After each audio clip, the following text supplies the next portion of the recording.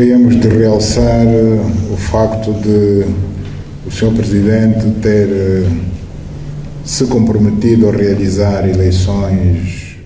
Je tiens à vous traduire ici les remerciements du peuple gabonais, car vous n'avez ménagé aucun effort afin que notre pays regagne sa place dans la grande famille de l'Union africaine. Sur le plan diplomatique, je me réjouis des relations excellentes que nos deux États entretiennent depuis toujours, aussi bien dans le cadre bilatéral qu'au sein des organisations internationales telles que la CAC. Nous avons les Rwandais. Ils sont au nombre de 44. Donc il y a 23 hommes, 4 enfants, et il y a 23 femmes, 4 enfants, et avec 7 hommes. Donc ils sont là, ce sont des Rwandais. Et vous allez découvrir vous-même. Ils n'ont pas la nationalité congolaise. À bas de la nationalité congolaise, la gouvernement Tshisekedi, il a parti à Nini, ma carte. Vous savez que au Congo, il n'y a pas une carte d'identité. On utilise la carte d'enrôlement. Donc lorsqu'on te donne ça, directement, on te dit que tu es congolais. Mais ce sont des Rwandais. Vous voyez? C'est Tshisekedi qui les a donné la carte. Regardez. Vous-même, vous regardez. Cette carte.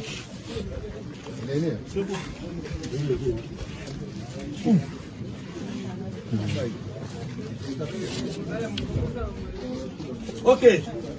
Donc, chef, ils n'ont pas le droit d'avoir. Donc, ils doivent passer pour la voie légale.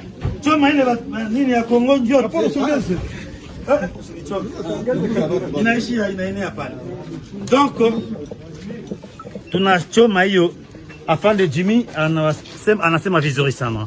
Wale ni Wanyarwanda lakini biko na kati ya nini ya Congo. Hiyo akibaliwe kama mtu anapenda nationalité ya Congo atakuya anatafuta par la voie légale. Sur ce tapis rouge, au pied de l'avion, le président de la République accueille son homologue angolais.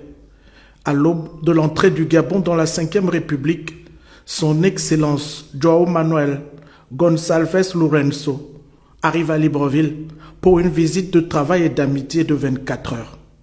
La coopération bilatérale et multisectorielle entre les deux pays est bien au cœur des discussions de ce séjour, avec en point d'orgue les questions de sécurité et de paix sur le continent, au moment où s'achève avec brio le processus de transition au Gabon.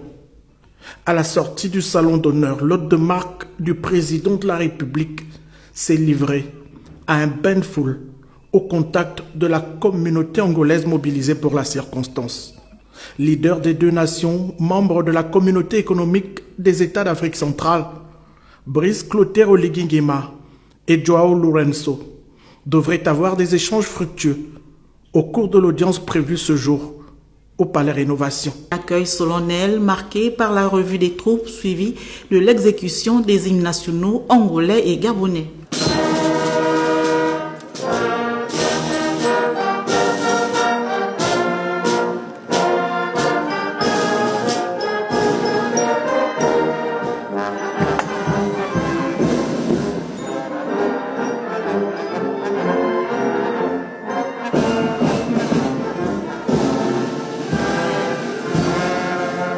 Dans le bureau du chef de l'État, les deux dirigeants se sont entretenus en tête-à-tête, un entretien bilatéral qui a permis aux deux présidents, Oligui Nguema et Lourenço, d'échanger de manière approfondie sur les grands axes de coopération entre leurs deux pays, notamment dans plusieurs domaines d'activité. À l'issue de cette première séance, les discussions se sont élargies aux délégations des deux États. Cette rencontre bilatérale élargie a été l'occasion d'examiner en détail les opportunités concrètes de collaboration et de mettre en perspective des projets communs dans les secteurs stratégiques pour le développement des deux nations. Un des temps forts de cette visite a été la signature d'un important accord de coopération entre la République gabonaise et la République d'Angola. Ce protocole d'accord portant sur le domaine culturel, Sahel témoigne de la volonté partagée des deux pays de consolider un partenariat mutuel bénéfique fondé sur la solidarité africaine et les intérêts communs. Cette visite illustre non seulement la qualité des relations diplomatiques entre Libreville et Luanda, mais aussi leur ambition commune de jouer un rôle moteur dans l'intégration régionale et la stabilité du continent. Travail et d'amitié, cette rencontre entre les deux chefs d'État témoigne des bonnes relations diplomatiques entre les nations sœurs. Son Excellence Gonçalves Lourenço, président de la République d'Angola, s'est dit ravi de l'accueil qui lui a été réservé, mais a surtout salué la promptitude des autorités dans la conduite de la transition à travers le respect du chronogramme annoncé et de l'organisation de l'élection présidentielle dans un climat apaisé. Gostaríamos de realçar o facto de o Sr. Presidente ter se comprometido a realizar eleições. Nous souhaiterions souligner le fait que vous avez assumé vos responsabilités en organisant des élections qui se sont bien déroulées comme nous l'ont rapporté les nombreux observateurs. Je vous remercie pour cela. É de se louvar. Au cours de son mot de circonstance, le président de la République, son Excellence Brice Clotaire Oligui Nguema, a remercié son homologue pour son accompagnement en tant que président de l'Union africaine tout au long de cette période de transition qui s'est achevée dans notre pays. Je tiens à vous traduire ici les remerciements du peuple gabonais, car vous n'avez ménagé aucun effort afin que notre pays regagne sa place dans la grande famille de l'Union africaine. Sur le plan diplomatique, je me réjouis des relations excellentes que nos deux États entretiennent depuis toujours, aussi bien dans le cadre bilatéral qu'au sein des organisations internationales telles que la CAC. Mon souhait est que nous puissions œuvrer de concert à renforcer nos domaines d'intérêt commun, étant entendu que l'Angola possède notamment un fort potentiel dans le domaine des hydrocarbures et des ressources halieutiques. C'est dans cette optique que s'inscrit l'accord de coopération que nos deux gouvernements, qui vient de renforcer la solidité de nos liens et que nous venons de signer tout à l'heure. En annonçant sa visite prochaine à Luanda, le chef de l'État s'est dit heureux de continuer à favoriser les mécanismes qui permettent les échanges fructueux entre le Gabon et l'Angola, à travers notamment la signature d'accords de coopération, comme réalisé aujourd'hui. Nous avons les Rwandais. Nous avons les Rwandais. Ils sont au nombre de 44. Donc, il y a 23 hommes, 4 enfants, et il y a 23 femmes, 4 enfants, et avec 7 hommes. Donc, ils sont là, ce sont des Rwandais. Et vous allez découvrir vous-même. Alors, eh ben, tout ça, vous avez dit,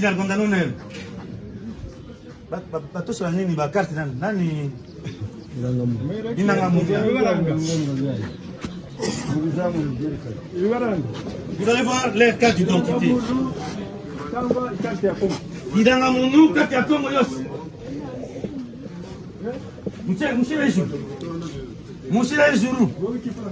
On va lui poser la question. Il faut clair.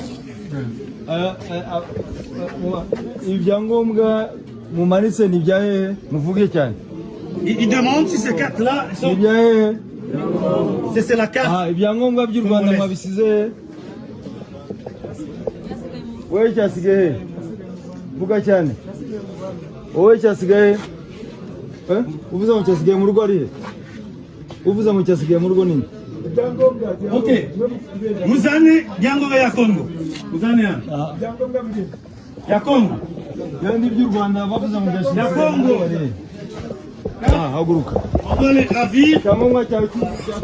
Ils n'ont pas la nationalité congolaise. Abana la nationalité congolaise, lakini gouvernement Tshisekedi, il a parti à nini? Ma carte. Vous savez que au Congo, il n'y a pas une carte d'identité. On utilise la carte d'enrôlement. Donc lorsqu'on te donne ça, directement, on te dit que tu es congolais. Mais ce sont des Rwandais. Vous voyez? C'est Tshisekedi qui les a donné la carte. Regardez. Vous-même, vous regardez. Ce sont des cartes congolaises, alors que ce sont des Rwandais. Comment un Rwandais doit posséder la carte du Congo. Notre mouvement, nous voulons qu'il y ait... Zana Mouzane Nano, non, ma carte. Carte ya Congo, Yos, Mizana. Ya Congo, ya Congo. Ya Congo, ya Congo. Mizana ma carte ya Congo, Yosan. Il a deux cartes. Il a la carte rwandaise et il a la carte du Congo.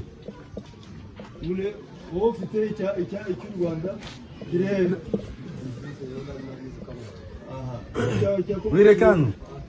Huyu ufite icya Kongo kire cy'u Rwanda kire vuga cyane icya Kongo kire cy'u Rwanda mu Rwanda. Voilà. Regardez maintenant. Donc ils ont la carte du Congo, mais ils sont des Rwandais. Lakini walikuwa wanakaa Goma ama wamepatikanaje? Komanda Jimmy atava répondre.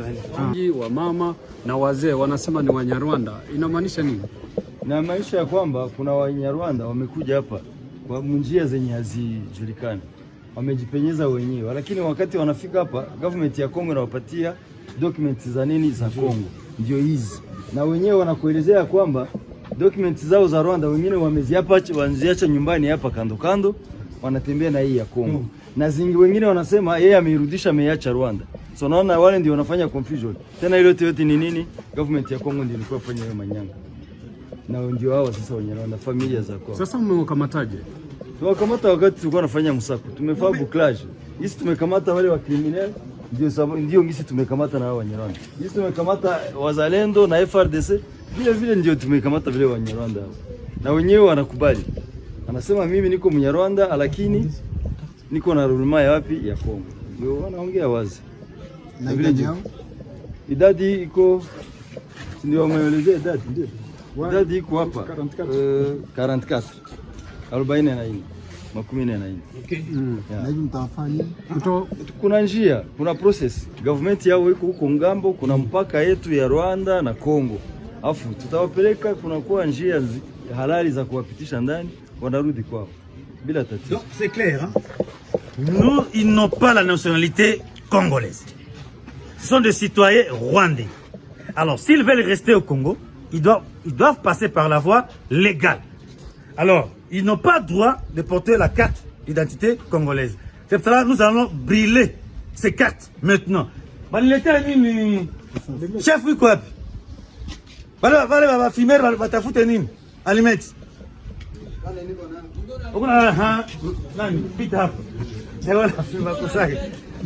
Muleta nini? Leta.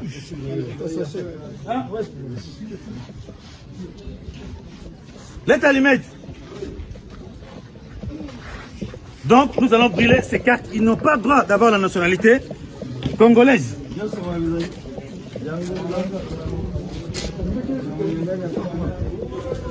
Et voilà, tu t'as fait ta essence qui tourne dans la moto, pas. Hein? Tu vas tout en passer à prendre. Allez, nous sommes maïs.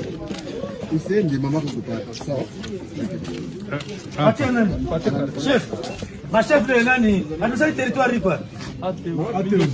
Ouais, le chef. Alors, vous devez brûler. Tu as la carte, il y a autorisation, il y a quoi la carte, il y a Congo.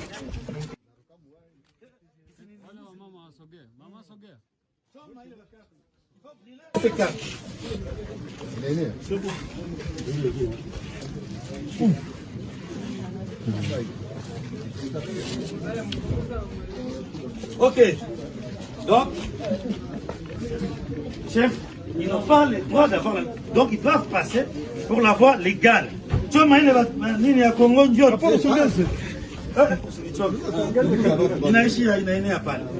donc, c'est ça. Ok, je pense, c'est ça. Alors, l'interview. Unasema kwa nini umechoma hivi vitambulisho? Tunachoma hiyo afande Jimmy anasema vizuri sana. Wale ni Wanyarwanda lakini biko na karte ya nini? Ya Kongo. Hiyo akibaliwe kama mtu anapenda nationalité ya Kongo atakuya anatafuta par la voie légale. Ndio maana tunaichoma hiyo maneno Tshisekedi alipatia nationalité congolaise na bale batu.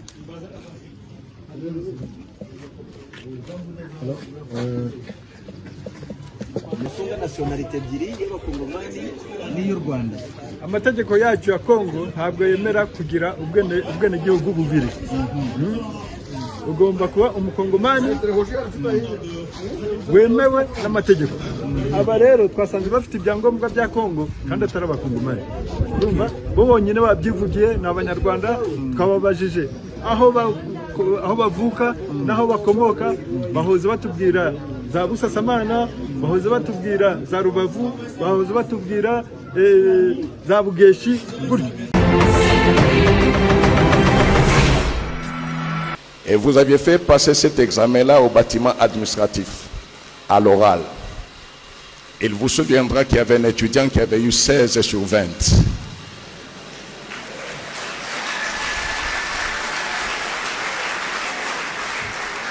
Il y a 39 ans, vous en aviez beaucoup parlé. En 2010, alors que vous étiez ministre de la Justice, lors de la cérémonie de clôture de la session de formation des magistrats de la promotion Tolérance Zéro. J'étais à Lubumbashi, j'étais conseiller à la cour d'appel et par la grâce de Dieu, j'étais parmi les formateurs déjà en ce temps-là. Lors de cette cérémonie-là, je m'étais approché de vous, en présence du secrétaire permanent, le collègue Ouboulou, et du chargé de la carrière, l'actuel secrétaire permanent Ndouba, pour vous rappeler ces faits-là de 86. Sans me présenter, vous avez dit oui, il y avait un étudiant, je le cherche, je lui dis non, Excellence, vous n'allez pas le chercher parce qu'il est devant vous, c'est moi. Et celui qui s'était présenté, c'est celui qui est là, devant vous, que le Seigneur a porté jusqu'au niveau de la plus haute cour de notre pays. C'était une incise que nous refermons très rapidement et nous passons à ce qui est essentiel. Comme vous l'avez dit, nous allons parler de 10 ans de la Cour constitutionnelle, bilan en matière de protection de droits et libertés fondamentaux. Nous savons tous ce que faire un bilan après 10 ans d'activité de justice constitutionnelle en matière de droits et libertés fondamentaux, c'est s'interroger sur les résultats globaux de l'Office du juge constitutionnel congolais en cette matière. C'est également s'interroger sur l'apport de la jurisprudence constitutionnelle congolaise dans la protection des droits de l'homme en contentieux constitutionnel africain. C'est cela le bilan que nous sommes appelés à dresser au cours de la présente cérémonie, laquelle constitue une occasion mieux, une opportunité à saisir pour évaluer les chemins parcourus et, partant, se projeter en connaissance de cause dans l'avenir. En effet, il est sans conteste vrai que le contrôle de constitutionnalité de loi est la compétence la plus importante de l'activité juridictionnelle de Cour constitutionnelle africaine. Il est aussi vrai que de nos jours, le contentieux constitutionnel de liberté a pris une proportion beaucoup plus évidente que ceux des institutions et des normes.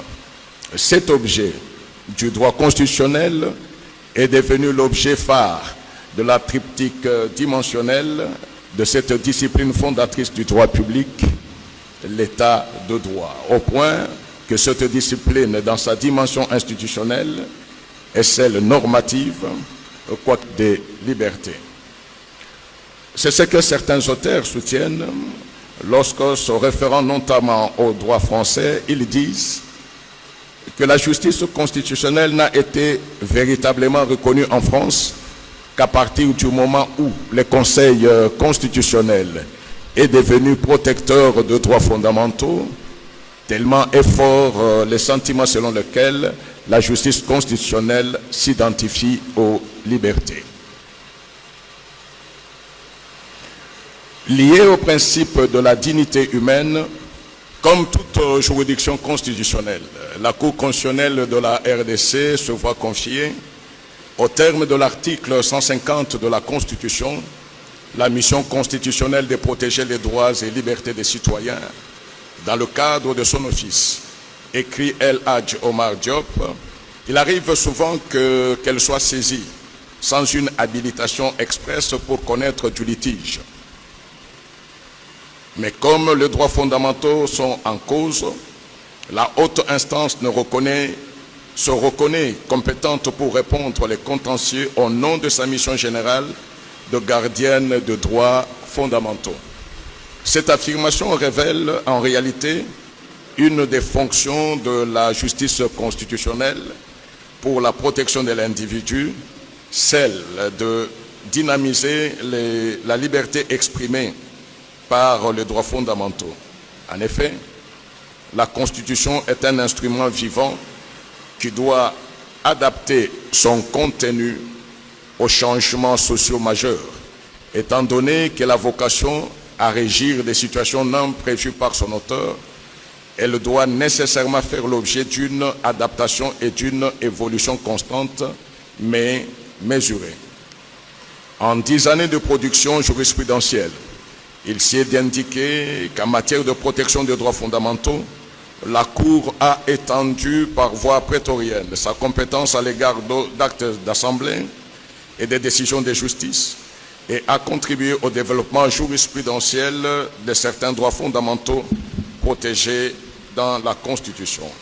En sus de ce qui précède, il est arrivé à la Cour de faire prévaloir les principes de la dignité humaine sur celui de la publicité des audiences. Petit 1, l'extension de ses compétences par le souci de protéger les droits fondamentaux. La Constitution, en tant que norme suprême, doit être protégée par le seul fait qu'elle prime sur toute autre norme et qu'elle est le fondement de l'ordre juridique interne. Sa suprématie serait un vain mot si elle était violée impunément. Il y a donc nécessité à ce que la suprématie puisse être préservée et gardée hors d'atteinte. C'est pourquoi le droit a prévu l'institution d'un organe chargé de réaliser cette mission protectrice en la personne du juge. Une particularité mérite d'être soulignée au regard de la nature du juge de la Constitution. En effet, une Constitution est écrite non comme une loi ordinaire, avec tous les détails possibles. Elle est généralement courte, peu claire et parfois obscure. Il revient par conséquent à son interprète, si pas d'en définir le contenu, là nous parlerons du pouvoir normatif du juge, mais au moins d'en dégager les contenus. Cette compétence reconnue au juge constitutionnel d'interpréter les dispositions constitutionnelles à chaque fois qu'il est appelé à exercer est une de ses compétences. Démontre à suffisance l'étendue des pouvoirs qu'une telle juridiction possède. En effet, aucune constitution n'est une œuvre parfaite et toute constitution demeure une toile inachevée dont la complétude peut s'opérer au prix d'une interprétation utile et dynamique du juge constitutionnel. C'est dans ce contexte que la Cour constitutionnelle congolaise interprète de manière extensive le texte l'instituant en vue d'empêcher que, dans un État se proclamant de droit, qu'il puisse exister des actes attentatoires aux droits et libertés fondamentaux. Dès lors, elle ne se fonde pas directement sur les dispositions insérées dans le chapitre réservé à la Cour constitutionnelle. Elle tire généralement sa compétence à l'article 1er de la Constitution et à l'article 150 de cette dernière. L'article 1er fait de notre pays un État de droit. Et l'article 150 fait du pouvoir judiciaire dont elle fait partie garant des libertés individuelles. Sur fond de ces dispositions, elle organise un raisonnement déductivement conséquentialiste, en ce que l'on proclame la République démocratique du Congo comme un État de droit. Qu'est-ce que cela peut impliquer? Est-il possible d'avoir dans un État de droit des droits fondamentaux impunément violés? Est-il possible d'avoir des actes juridiques causant grief, mais qui échappent à tout juge? Si la réponse est négative, en relation avec la compétence dévolue au pouvoir judiciaire de garantir les droits fondamentaux, le juge se permet alors, sur fond de l'idéal de l'état du droit et de sa fonction de garante de droits et libertés consacrés, de se déclarer compétente à l'égard des actes politiques des assemblées parlementaires notamment.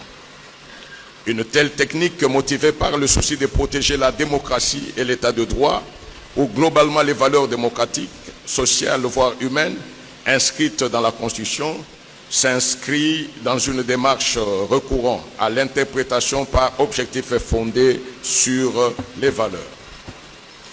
La connaissance de ces valeurs et croyances qui fondent le système juridique influe sur la vision interprétative de cette du texte constitutionnel. C'est pourquoi dans l'arrêt R-Const 1800, la Cour a reconnu que dans tous les systèmes juridiques, les constitutions ont toujours porté en elles des valeurs et des idéaux sur lesquels le juge constitutionnel, comme un gendarme, est appelé à veiller.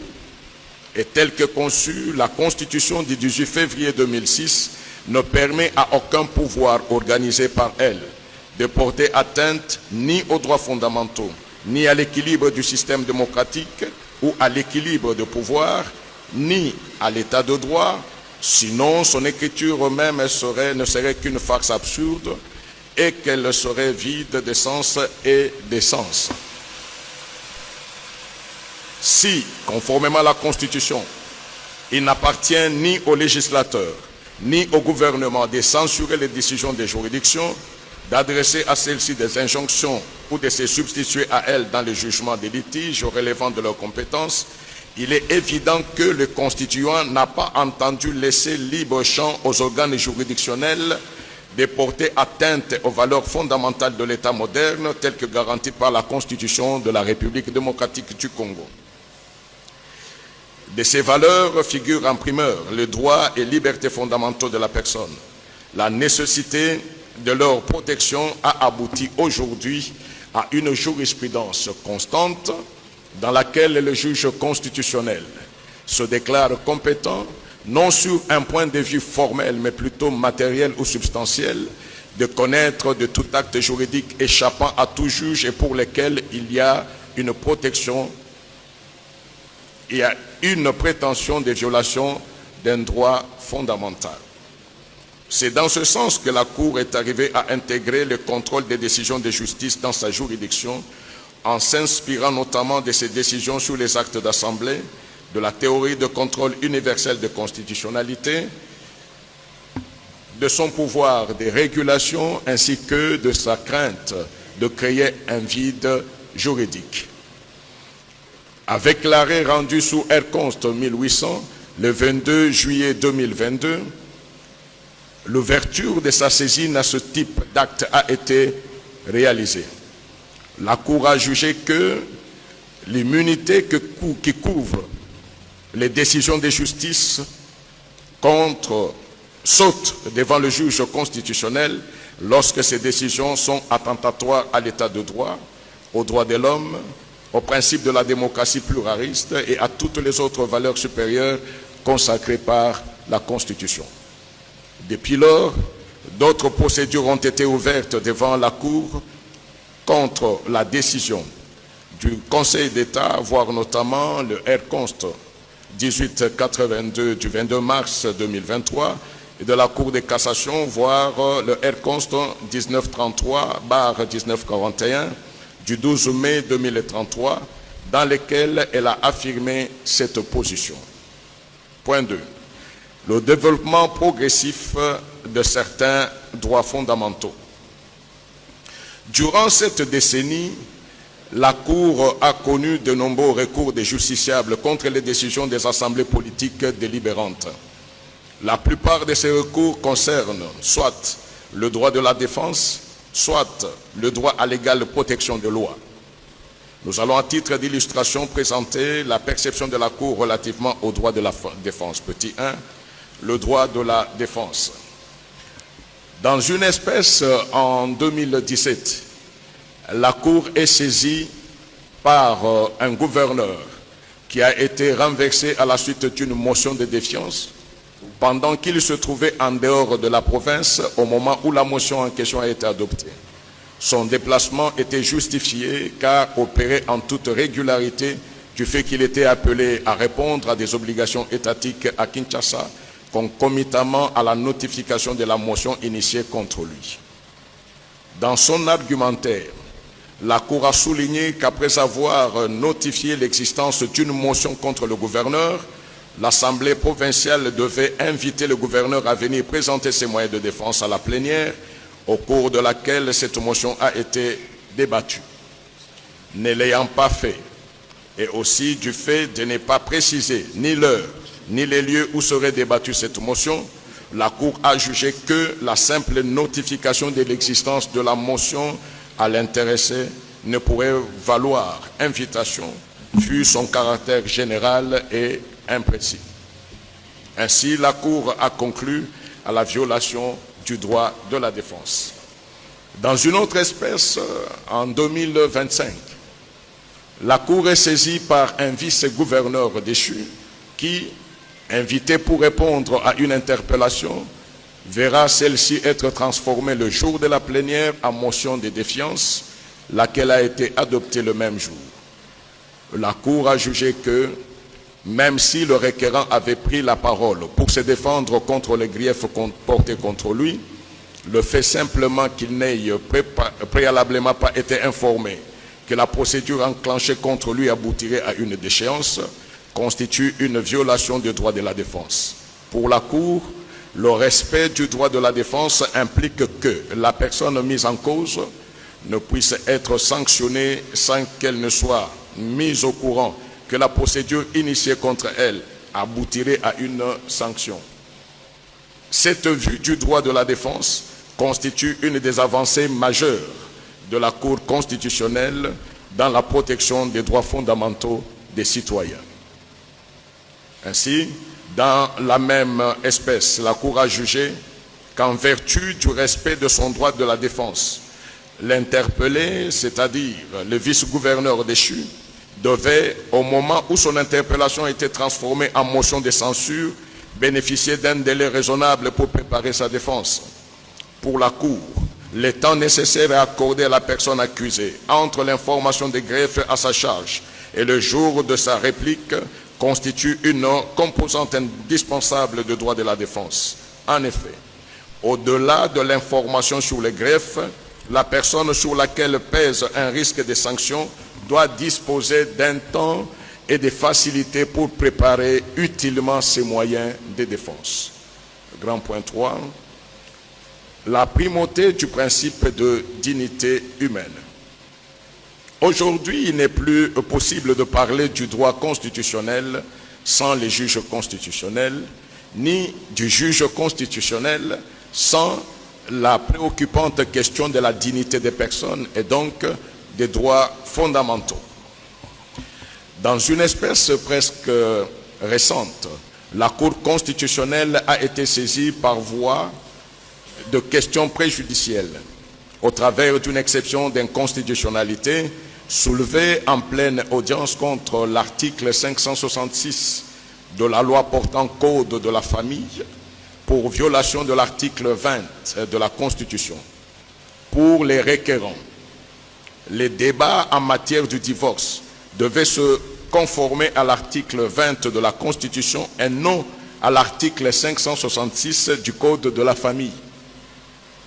Pour votre gouverne, l'article 566 du Code de la famille prévoit qu'en matière de divorce, la cause est instruite dans la forme ordinaire mais délibérée à huis clos. Alors que l'article 20 de la Constitution dispose que les audiences des cours et tribunaux sont publiques, à moins que cette publicité ne soit jugée dangereuse pour l'ordre public et les bonnes mœurs. La Cour était donc devant une disposition législative datant de 1987 qui consacre le huis clos lors des débats en matière de divorce et une disposition constitutionnelle de 2006 qui pose le principe de la publicité des audiences. Dans l'espèce, nous avons reconnu tout d'abord que le principe de la publicité des audiences vise à protéger les justiciables contre une justice secrète échappant au contrôle du public, participant de ce fait à la bonne administration de la justice et à la garantie d'un procès équitable. Ensuite, nous relevons que ce principe de la publicité d'audience n'évoluait pas en vase clos, car pouvant subir des inflexions dans certaines conditions, notamment lorsque la publicité nuirait aux intérêts de la justice ou lorsque les circonstances particulières au droit, au respect de la vie privée, consacrées à l'article 31 de la Constitution, l'exigent. C'est dans ce sens que la Cour est arrivée à juger que l'article 566 du Code de la famille, qui prévoyait les huis clos en matière de divorce, ne s'écartait pas de l'article 20 de la Constitution, qui consacre la publicité d'audience, mais participait au contraire à l'équilibre entre les droits fondamentaux en faisant prévaloir en cette matière de divorce le droit au respect de la vie privée par rapport à la règle de la publicité des audiences. Dans sa motivation, la Cour a justifié cette position en soutenant que, par le fait qu'en droit congolais, le divorce d'un mariage est une mesure exceptionnelle et salutaire, décider du huis clos serait la bonne décision en ce qui le permet que, pour des questions aussi personnelles et délicates, intimement liées à la vie privée entre deux personnes mariées, la publicité serait dangereuse dans la mesure où les raisons qui fondent généralement le divorce sont d'ordre intime et ne peuvent pas être exposées à la lumière du public. Il ressort de tout ce qui précède que c'est en réalité au nom de la dignité humaine, particulièrement de la dignité de deux personnes mariées qui sont en procédure de divorce, que le droit au respect de la vie privée, prévu à l'article 34 de la Constitution, devait primer les principes de la publicité des audiences consacrés à l'article 20 de la Constitution. En conclusion, 10 ans après sa mise en place, la Cour constitutionnelle de la République démocratique du Congo s'est progressivement imposée comme un véritable rempart de la protection de droits et libertés fondamentaux, en élargissant de manière prétorienne l'étendue de ses compétences, en consacrant des principes essentiels tels que le droit à la défense, l'égalité devant la loi ou encore la protection de la vie privée. La Cour a su affirmer sa mission de gardienne des valeurs constitutionnelles. Sa jurisprudence, souvent audacieuse, démontre un engagement affirmé en faveur de l'état de droit, non comme simple principe formel, mais comme exigence concrète de justice, de respect de la dignité humaine et de consolidation démocratique. Ce dynamisme interprétatif qui place la personne humaine au centre, au cœur du droit constitutionnel, mérite d'être salué et encouragé. Cependant, ce bilan, aussi encourageant soit-il, invite à une vigilance constante. Les droits fondamentaux ne sont jamais définitivement acquis et leur protection exige non seulement des juges courageux et indépendants, mais aussi des citoyens conscients et des institutions responsables. C'est à ce prix que la justice constitutionnelle continuera d'être un véritable instrument du progrès, de paix et de liberté dans notre société. Je vous remercie.